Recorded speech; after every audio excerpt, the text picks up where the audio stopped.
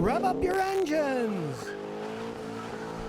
Today I'm going to tell you things you shouldn't do when you're fixing your car. Now, I've been working on cars for the last 50 years. Still got my fingers, my toes down here, ears, eyes, and I still have them because I know what not to do. The first thing you'll notice is I don't wear any rings. Some people said, oh, Scotty's not married, he doesn't have a wedding ring. But they're all wrong.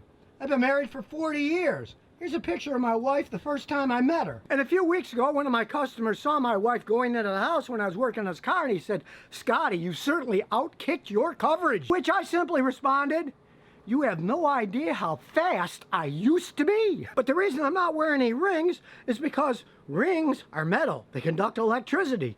You can really hurt yourself if you have a ring and you connect it to electricity in your car accidentally. Now, car batteries don't have much power to hurt human flesh.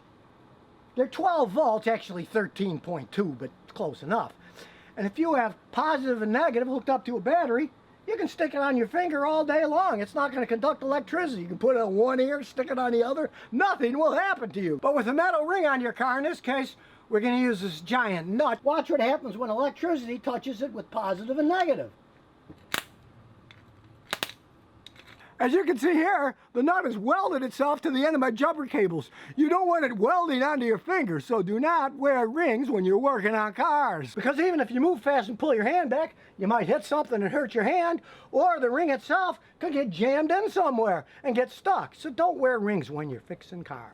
So I guess Mr. T would make a lousy mechanic. Now the next thing, you notice I'm always wearing short sleeve shirts. Sure, it's hot here in Texas, but you don't want sleeves billowing around. They can get grabbed on something, get stuck, or if the engine's running, the fan belts could pull your arm in.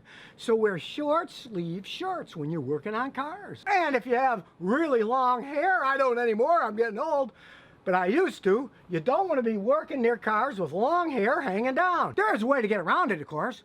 When I was young, I had really long hair, way down my back. So my mother just tied my hair up in a bun, and then I put a baseball cap on it to keep the hair up in there, so I didn't have any problems with hair getting stuck on stuff. You don't want your head pulled into an engine. One time a hippie came in his VW microbus, and he looked at me and he said, oh, how long is your hair? I said, it's a lot longer than yours, but in deference to my grandfather, my mother ties it in the bun, and I put a baseball cap on. And of course, don't have any bling watches on either. They'll conduct electricity and they can easily get hung up on something, so take all your jewelry off. And of course, always have good eye protection. People always wonder why I'm always wearing sunglasses. Well, one, I'm blind as a bat. If I take these off, all I see is a big blurb, even at the screen here that's like 3 inches from my face.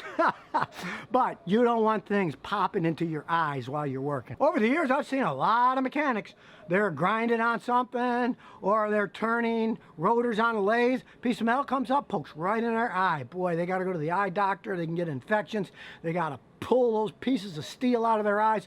Glasses are really good. Mine are really thick. They're safe, but you can get safety glasses anytime if you don't wear glasses. As for me, I've had enough time seeing anyways. My eyes are so bad. I certainly don't want them to be poked to make them even worse. And in terms of long-term safety, my wife got me these safe grip gloves decades ago when I was working on a lot of diesels. She got them because she didn't like me touching her with diesel greasy hands. It's hard to get diesel grease off.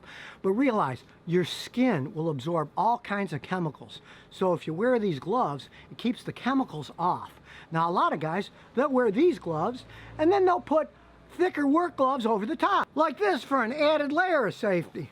Now normally I only do this when I got a really dirty job, like cleaning the sewers out, because I don't want to get any of that sewer stuff on my skin.